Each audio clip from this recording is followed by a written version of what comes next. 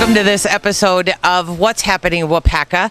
We are back at the Hutchinson house with Barbara Faye Weezy talking about a couple of different things that we talked about last time. Welcome back to the show. Well, thank you. I'm so glad you could return because we, of course, didn't cover everything. We couldn't if we taped all day and all night, could we? No, I don't think so. So today we are talking about, you actually showed us a couple of pictures that are made of hair, correct? Yes. So tell us about the pictures and how that's done. Well, the pictures were made from hair that, of course, the ladies had much longer hair. Many of the gentlemen had longer hair also. And they would save the hair at night in the little hair savers, which we have some we will show you. And they made flowers, they made things for the wall, they made, because they love to have every inch of wall covered. So this was one thing. And one of the things that we have to show you is this funeral wreath. You can tell it's a funeral wreath because it is open at the top, and that is to let the spirit out. This wreath is very fully covered with all different kinds of hair. Hair from different people and of different colors. It was used in the winter when they didn't have flowers to put on the casket. They would put a hair wreath like this, and this would be used by the family through generations. Oh, because I was going to ask you how it was reused or saved after funerals. So it was in lieu of the flowers on top of the casket. In the winter when they couldn't have flowers, they would have like a hair wreath. We also have the funeral little feather wreath inside. It's dyed feathers made out of just clipped and dyed feathers. So they would do different things in the winter when they couldn't get regular flowers. There are so many fascinating things here at the Hutchinson house, and we are going to go inside and we're going to see some things. But I want to talk a little bit about the cottage. So what is this cottage? This is called King Cottage. We got it from a person who had purchased it from King and moved it to their property. And for a number of years, it was the office for the Historical Society. But now we have just refurbished it. Ron Johnson has done a wonderful job, and we've cleaned up the whole thing. And inside we do have a timeline of how the Veterans Home at King developed with the houses and the big cottages, and then they were all kind of dispersed in the 1970s, 1975, and after that. So we are happy to have it here now. What we can use it for is, we're open on Saturdays and Sundays from 1 to 4 throughout the summer.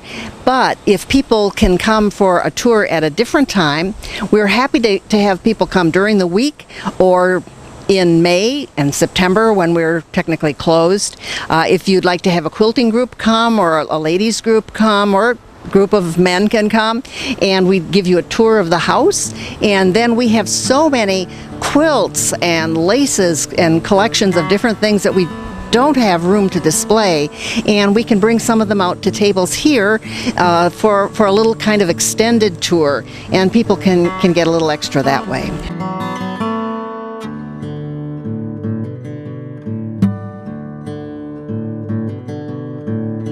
We are inside now. We've come actually upstairs where we haven't been before taping, so this is kind of neat. But we are talking about, again, those hair pictures and how they went about gathering hair. Now you are holding a little vest, kind of. You can see it's just has a back and the front sides to it. The lady would put this on in the evening when she was going to brush her hair.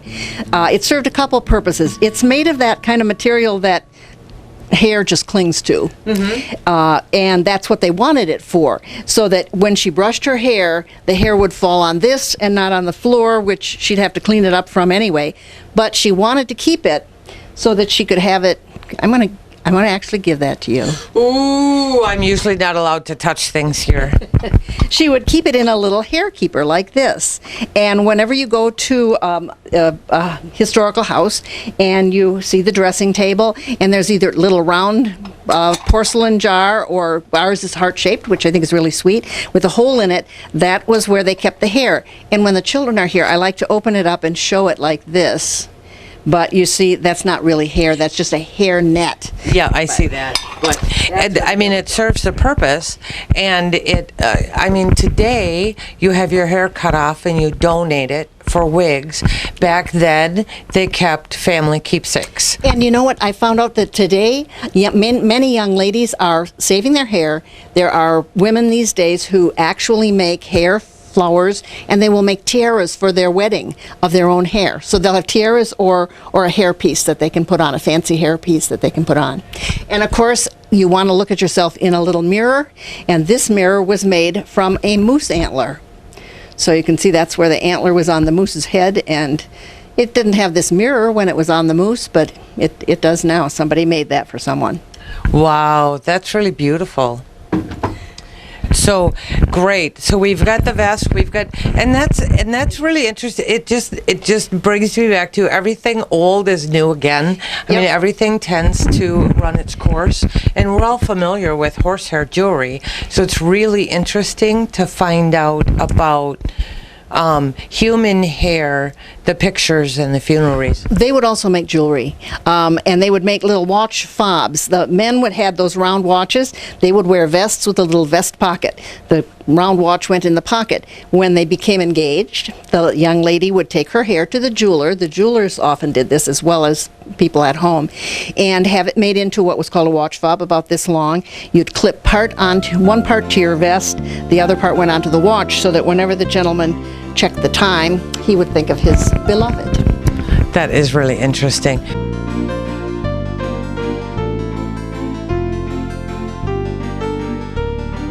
Yes, we're still in the master bedroom here. And it is what? Well, this would have been actually in a hotel. It might have been in a very wealthy family's house. This is an insulated washstand. And hotels did not have bathrooms, just like the homes did not have bathrooms. So in the evening, you would have this insulated washstand. And in the evening, the butler would come around with some very, very hot water to put into your pitcher.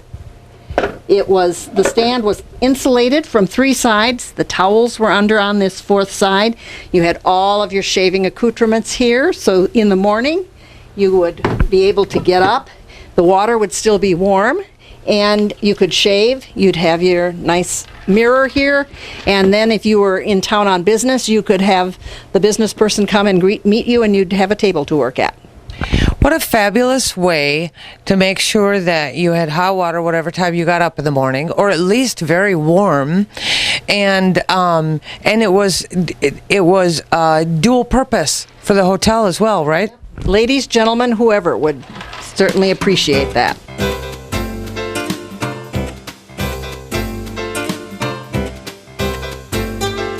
We are now in the kids' room, which is another of the rooms upstairs, and you are going to show me or tell me what these beautiful little oil lamps are. They look like they would be toys for a dollhouse, but they are not. Each of them is actually a working lamp, and you can see there's a wick here and the handle and a little bowl for the kerosene.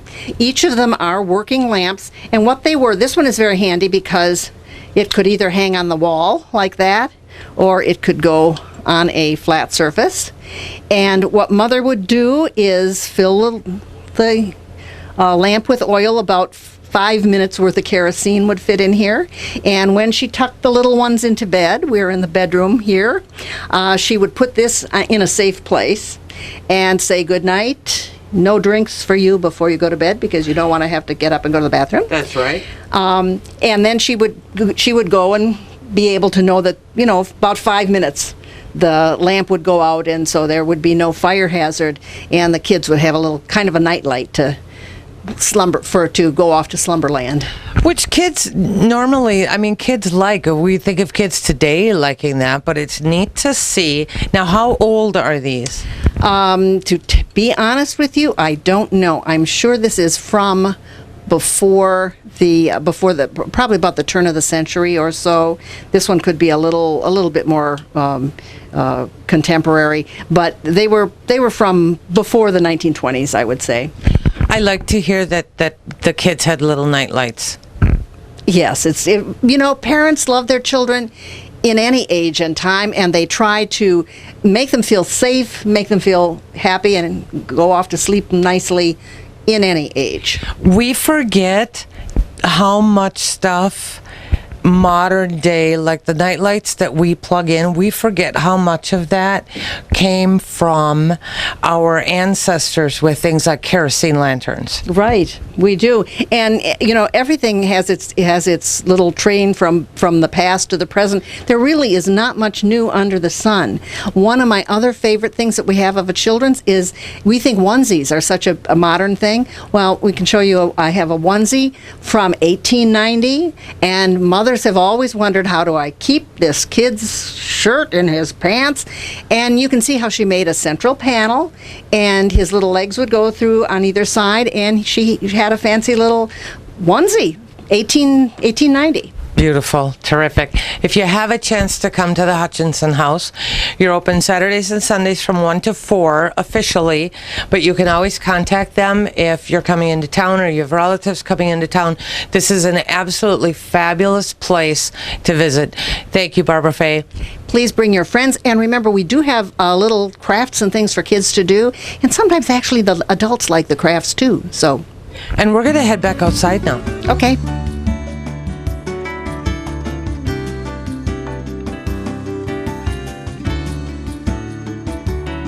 What is the story behind the bell? Well, this is from the Sunnyview School, rural school, one-room school. Sometimes the farmers were happy to donate a corner of their field for the school, because that way their children were closest to home. So when school was out, those farmers said, expect you home right away to help with the chores. Absolutely. That's how they got dispersed throughout the county. But this is from the Sunnyvale School. Would you like to hear it?